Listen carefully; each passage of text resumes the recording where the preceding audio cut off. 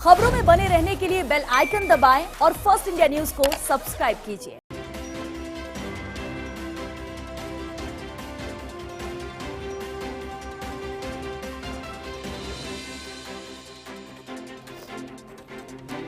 इस वक्त बड़ी खबर आ रही राजस्थान चुनाव को लेकर एआईसीसी ने गठित की है कमेटियां। कांग्रेस ने विभिन्न कमेटियों का गठन किया है। सुखजिंदर सिंह रंधावा होंगे कोर कमेटी के चेयरमैन, अशोक गहलोत होंगे कोऑर्डिनेशन कमेटी के चेयरमैन, गोविंद राम मेघवाल को कैंपेन कमेटी का चेयरमैन बनाया गया है, तो वहीं हरीश चौधरी होंगे रणनीति समिति के चेयरमैन। तो लगातार कांग्रेस जिस तरह से एक के बाद एक चुनाव को लेकर कमेटियों का गठन कर रही है, कांग्रेस ने विभिन्न कमेटियों का गठन किया है। और बता दें आपको, सुखजिंदर सिंह रंधावा जहां कोर कमेटी के चेयरमैन होंगे, वही कोऑर्डिनेशन कमेटी की कमान होगी अशोक गहलोत के हाथों में। गोविंद राम मेघवाल को कैंपेन कमेटी का चेयरमैन बनाया गया है, तो हरीश चौधरी होंगे रणनीति समिति के चेयरमैन। और चलिए इस पर और ज्यादा जानकारी के साथ दिल्ली न्यूज एडिटर अदिति नागर हमारे साथ जुड़ चुके हैं। अदिति, लगातार काम चुनाव को लेकर कांग्रेस कर रही है वो नजर भी आता है, और अब अलग अलग कमेटियां गठित की गई हैं, विभिन्न कमेटियों का गठन किया गया है। विस्तार से आपसे इसे लेकर जानकारी चाहेंगे। ये सबसे महत्वपूर्ण, ये चुनाव के लिहाज से सबसे महत्वपूर्ण कमेटीज जो है यहाँ पर गठन की गई हैं। देखिए, कोर कमेटी की बात करें तो कोर कमेटी में 10 सदस्य हैं, जिसमें जाहिर तौर पर जो प्रभारी है वो कन्वीनर है। देखिए, ये कोर कमेटी होती है, जो भी मुद्दे होते हैं, भले ही कमेटी अलग अलग बनाई गई है, लेकिन कोर कमेटी ही आखिरकार तय करती है चुनाव में किस तरीके से उतरना है, रणनीति क्या होगी, कोई भी मुद्दे सॉर्ट आउट करने हो, ये कोर कमेटी होती है जो बात करती है। और जाहिर तौर पर जो प्रभारी हैं वो फिर दिल्ली से संपर्क करते हैं, लेकिन यहाँ पर अशोक गहलोत, गोविंद सिंह डोटासरा, भंवर जितेंद्र सिंह, सचिन पायलट, हरीश चौधरी, महेंद्रजीत सिंह मालविया, मोहन प्रकाश सीनियर आदमी है, इसके अलावा सीपी जोशी और गोविंद राम मेघवाल, ये तमाम नाम है। अब इसको आप जाति समीकरण वाइज भी समझ लें, सीनियोरिटी वाइज भी समझ लें, और तमाम तरीके से एक बेहद महत्वपूर्ण कोर कमेटी। और इसके अलावा कोऑर्डिनेशन कमेटी बनाई गई है। कोऑर्डिनेट कैसे किया जाएगा, लंबी फहरिस्त है, और लगभग देखा जाए तो 26 नाम इसमें दिए गए हैं, जिसमें बहुत सारे सीनियर नेता हैं। महेंद्र चौधरी भी हैं, रितेश कोडनिया भी हैं, जिनका राज्यसभा के लिए नाम भी चला था, मंजू देवी मेघवाल के अलावा तमाम बड़े नाम यहाँ पर हैं। लेकिन पहला नाम अशोक गहलोत, तो कोऑर्डिनेशन कमेटी गोविंद सिंह डोटासरा। हालांकि बात पहले दिन से लेकर आखिरी दिन में जितनी भी कमेटियां हुई हैं, उसमें लगभग जो 30% नाम है वो सिमिलर ही रहे हैं, क्योंकि राजस्थान में ज्यादातर या तो विधायक मंत्रियों, खासतौर पर मंत्रियों को पीसीसी चीफ का नाम उसमें शामिल होता ही है, अशोक गहलोत का, सचिन पायलट का। एक और खास बात, चाहे फिर सीडब्ल्यूसी की लिस्ट हो, चाहे फिर कोऑर्डिनेशन कमेटी, और तमाम कमेटियों में सचिन पायलट का नाम आपको प्रमुखता से यहाँ पर देखने को मिल रहा है, हरीश चौधरी का भी मिल रहा है। एक बात इससे साफ होती है जाहिर कि यहाँ पर बैलेंसिंग फैक्टर भी यहाँ पर पूरी तरीके से बनाया गया है। हमने कई जब नेताओं से बात करते हैं दिल्ली से जुड़े हुए, तो अब वो बोलते हैं कि जो स्थितियों की हम चर्चा पहले किया करते थे, अब ऐसी कोई स्थिति बची ही नहीं है। इसका साफ साफ संदेश है कि अशोक गहलोत वर्सेस सचिन पायलट वाली स्थिति बची ही नहीं है।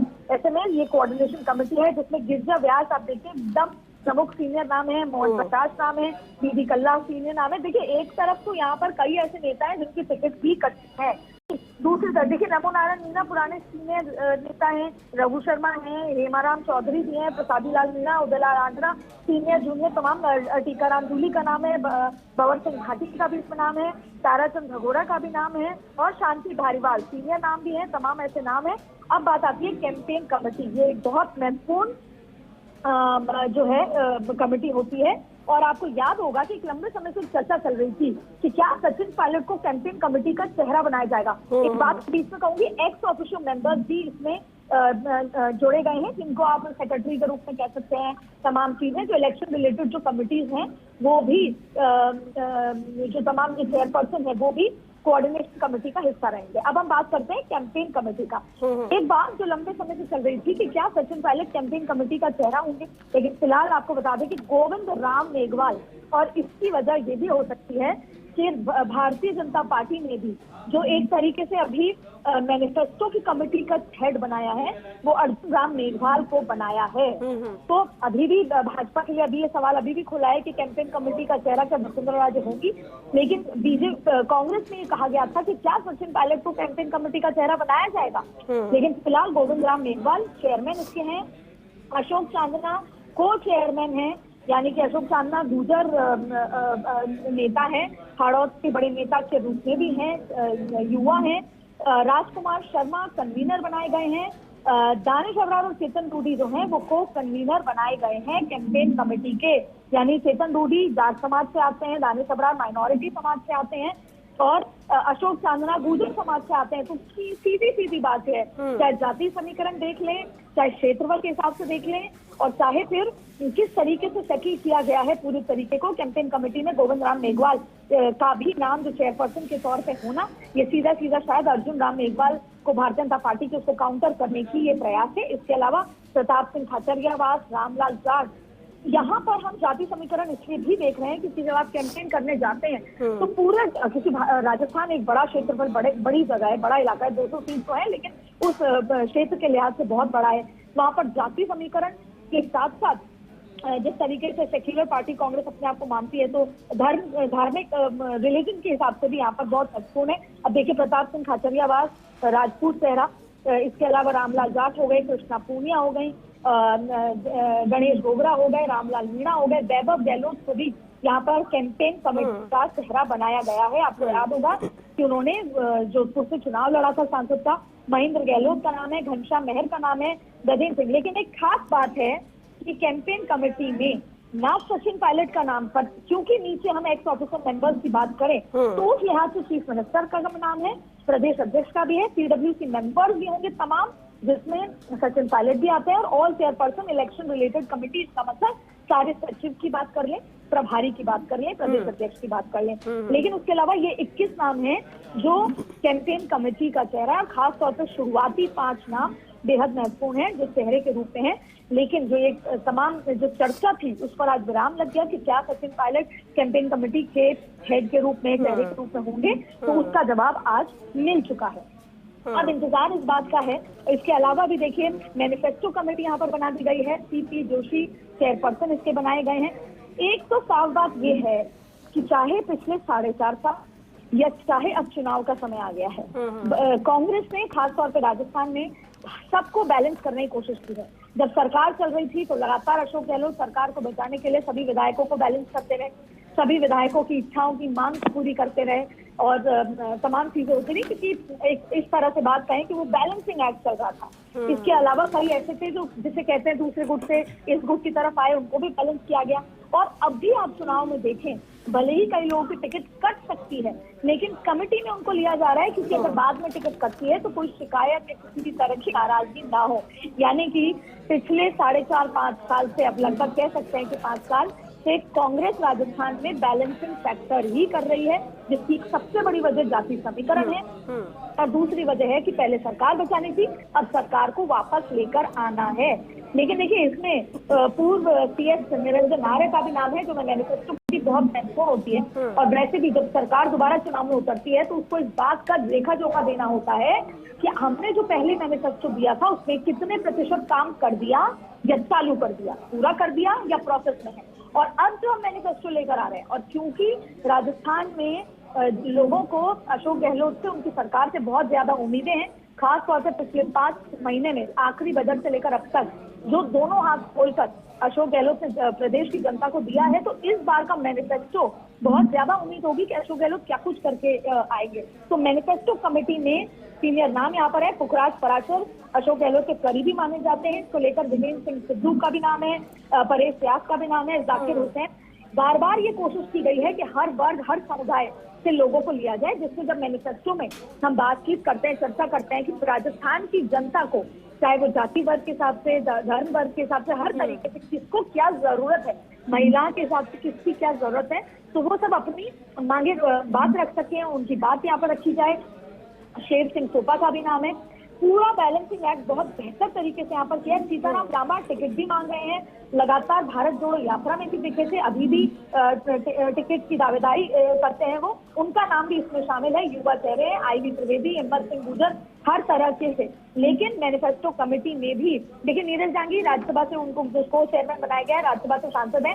हाल ही में एक बैठक में अशोक गहलोत ने जब वो चुनाव जीतने के लिए जब बड़े तीखी बात करते हैं तो नीरज डांगी भी उसके इस तरह से शिकार भी हुए थे कि जब अशोक गहलोत ने कहा कि हारने के बाद भी आपको राज्यसभा भेजा सोनिया गांधी ने, ये वही नीरज डांगी है। और राज्यसभा में सांसद भी हैं। इसके अलावा ये 21 नाम यहाँ पर हैं, जिसमें सचिन पायलट, अशोक गहलोत का नाम वैसे नहीं है, लेकिन एक्स ऑफिशियो मेंबर्स के लिहाज से प्रदेश अध्यक्ष पीडब्ल्यूसी मेंबर सचिन, यानी एक बार फिर सचिन पायलट जो लंबे समय से थोड़े नाराज और टेढ़े चल रहे थे, उनको बार बार उनको और उनके समर्थकों को और शायद गुर्जर समाज को भी ये मैसेज देने की कोशिश है दिल्ली से कि सचिन पायलट हमारे लिए हर बड़ी कमेटी में सदस्य हैं, चाहे वो सीडब्ल्यूसी हो, चाहे फिर किसी भी तरह की कोई फैसला, स्क्रीनिंग कमेटी से लेकर अब तक मैनिफेस्टो हुई, स्ट्रैटेजिक कमेटी से लेकर हर कमेटी में सचिन पायलट का रोल रहेगा। सचिन पायलट उसका अभिन्न अंग की तरह हैं। ये एक मैसेज भी देने की कोशिश की है, जिससे कि बीजेपी जो ये टारगेट करना चाह रही है कि इस बार गुर्जर समाज नाराज है, गुर्जरों का वोट मिलेगा, वो कहीं ना कहीं डिवाइड हो जाए और माली समाज के पूरे 100% वोट पे तो इस बार बीजेपी कांग्रेस कॉन्सेंट्रेट कर ही रही है। ऐसे में स्ट्रैटेजिक कमेटी भी बनाई गई है। देखिए, इसमें रोहित कोरा, देखिए इसमें 3 नाम बहुत इंटरेस्टिंग है।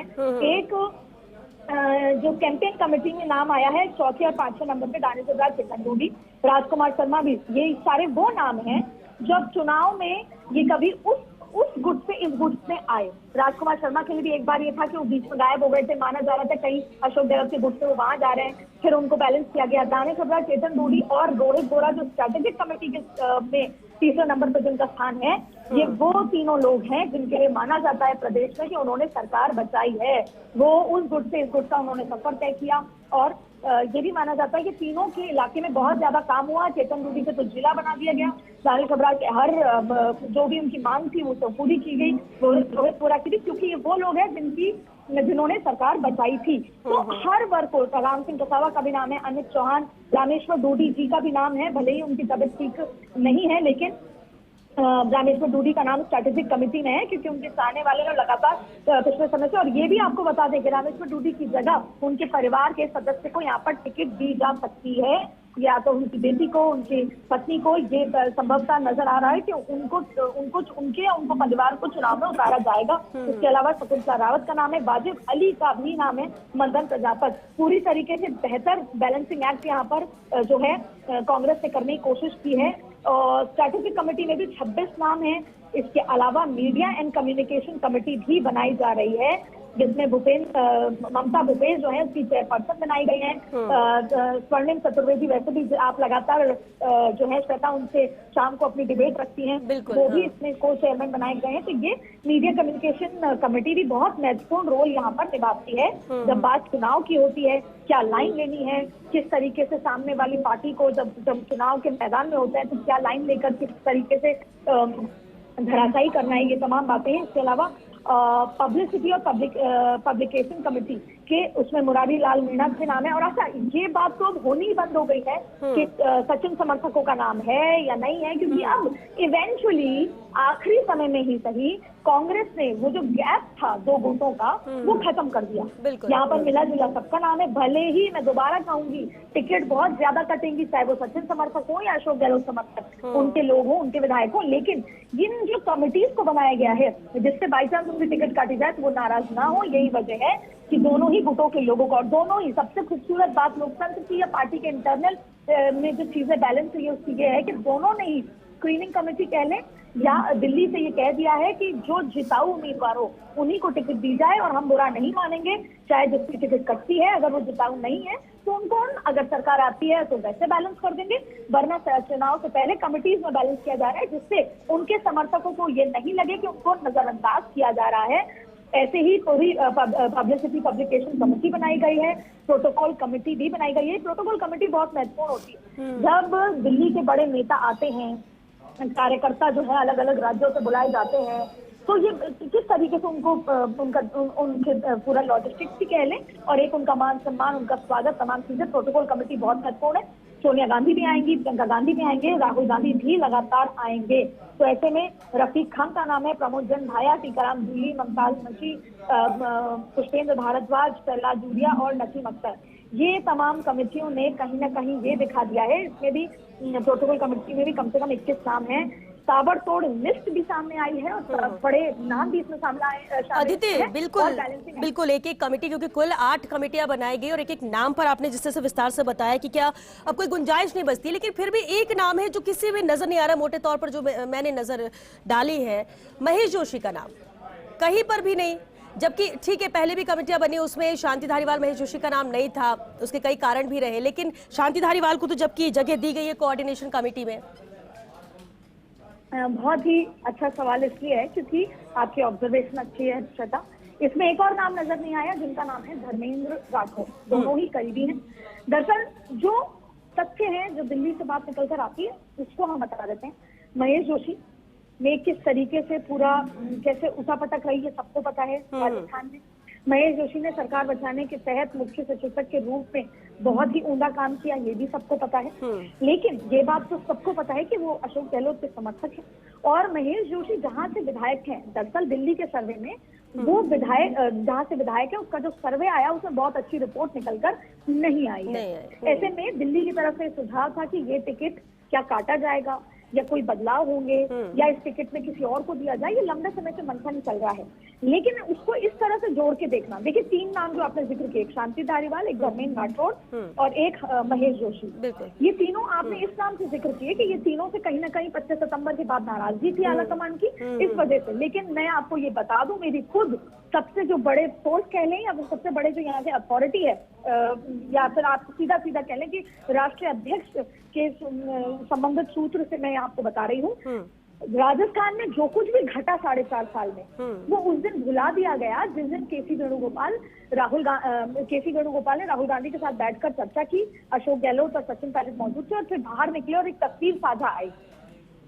उस दिन के बाद से सबकी गलती को माफ कर दिया गया है, सब कुछ भुला दिया गया है और फिलहाल ये कह लें कि स्ट्रैटेजिक तरीके से चुनाव में उसका कोई भी इंप्रेशन नहीं रखना। लेकिन ये बात साफ है कि सभी के सर्वे किए जा रहे हैं, अलग अलग स्तर पे सर्वे हो रहे हैं। उसमें जो चुनाव जीत रहा है और जो हार रहा है, शांति धारीवाल के लिए कहा जा रहा था कि उनको टिकट नहीं मिलेगी, लेकिन आपको मैं बता दूं शांति धारीवाल चाहते हैं उनके बेटे को टिकट दी जाए, लेकिन सर्वे में शांति धारीवाल खुद चुनाव जीत रहे हैं। तो ऐसे में उनको कहा जा रहा है कि आप खुद चुनाव लड़ें। वहीं महेश जोशी की स्पीच पर, महेश जोशी के बिहेवियर को, तमाम कामों को, सब चीजों को दिल्ली सराहती है, तारीफ करती है, लेकिन क्योंकि उनकी सीट से बहुत ज्यादा स्ट्रैटेजिक सीट है और वो निकल कर नहीं आ रही, सर्वे बहुत अच्छा नहीं है। पर ये बात सही है कि भले ही उनकी को टिकट दी जाएगी या नहीं दी जाएगी, उनको कमेटी में शामिल किया जाना चाहिए था, क्योंकि वो सीनियर मंत्री रहे हैं और इसके अलावा अशोक गहलोत के करीबी भी हैं और इसके अलावा उनका पुराना जो इतिहास है कांग्रेस के लिहाज से वो भी महत्वपूर्ण है। तो ऐसे में उनको कहीं ना कहीं कमेटी में जगह दी जानी चाहिए, चाहे फिर जाति समीकरण के लिहाज से, क्योंकि वो ब्राह्मण चेहरा है और अगर आप ब्राह्मण चेहरे की टिकट काटते हैं तो आपको कहीं ना कहीं एडजस्ट भी करना पड़ सकता है। लेकिन अभी ये रूल आउट नहीं है, उनको टिकट दी भी जा सकती है क्योंकि अब काफी बदलाव भी देखने को मिला है और ऐसे में सेक्रेटरी से लेकर तमाम लोग काम भी कर रहे हैं। लेकिन फिलहाल आपका ऑब्जर्वेशन ये सही था कि ना महेश जोशी ना धर्मेंद्र राठौर, दोनों के ही नाम इसमें शामिल नहीं है, जबकि उन्होंने पिछले 4.5 साल सरकार के। लेकिन अदिति, क्या कोई और वजह भी हो सकती है? क्योंकि जैसा कि आपने भी कहा और ये भी ठीक है कि पुरानी चीजों को भूलकर आगे बढ़ना है, एक साथ होकर चुनाव लड़ना है और एक बार फिर से वापसी करनी है कांग्रेस को, और इसलिए एकजुटता नजर आती है। लगातार इसमें एक्सरसाइज भी कर रही है कांग्रेस, जिससे एक के बाद एक कमेटी का गठन किया जा रहा है और हर एक को शामिल किया जा रहा है। ये बड़ी बात है, तभी इतनी लंबी सूचियां हैं हर एक कमेटी की हम बात कर ले तो। और ऐसे में इन 2 प्रमुख नाम का ना होना, और सिर्फ यही वजह तो नहीं हो सकती कि 25 सितंबर के बाद या जो भी हुआ, क्योंकि इतने सालों में जो मौजूदगी रही और जो अहम रोल इन लोगों ने निभाया, क्या किसी कमेटी में की जिम्मेदारी के लिए इन्हें सही नहीं समझा गया, या फिर कोई और रीजन है जो भी सामने नहीं आ पाया?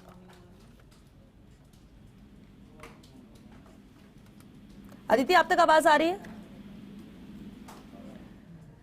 तो राजस्थान चुनाव को लेकर एआईसीसी ने कमेटियां गठित कर दी हैं। कुल 8 कमेटी हैं जिसमें जिम्मेदारियां तय कर दी गई है और हर एक नाम को कोशिश की गई है शामिल किया जाए, जिम्मेदारियों को तय कर दिया जाए, कौन कमान संभालेगा, कौन साथ रहेगा, कितने लोगों की ये कमेटी रहेगी और किस तरह से इन्हें अपनी भूमिका निभानी होगी। लेकिन बेहद अहम यही है कि जब अलग अलग कमेटियां बनी हैं, सबके चेयरमैन यहां पर बना दिए गए हैं, जिम्मेदारी तय हो चुकी है और कहीं से भी कोई ऐसी गुंजाइश नहीं बची है कि आखिर कांग्रेस किस तरह से काम करेगी। चुनाव सर पर है, कोशिशें जारी हैं, इंतजार जहां एक तरफ लिस्ट का हो रहा है तो दूसरी तरफ एआईसीसी के स्तर पर भी बिना वक्त गवाए कमेटियों का गठन किया गया और एक साथ ये जो लंबी सूची, लंबी फहरिस्त है सामने आई है। 8 अलग अलग कमेटियां बनाई गई हैं, जिसमें अगर हम बात करें सबसे अहम कैंपेन कमेटी है, कोर कमेटी है, कोऑर्डिनेशन कमेटी है, जिसमें कहीं पर 21 सदस्य हैं, कहीं पर 10 सदस्य हैं।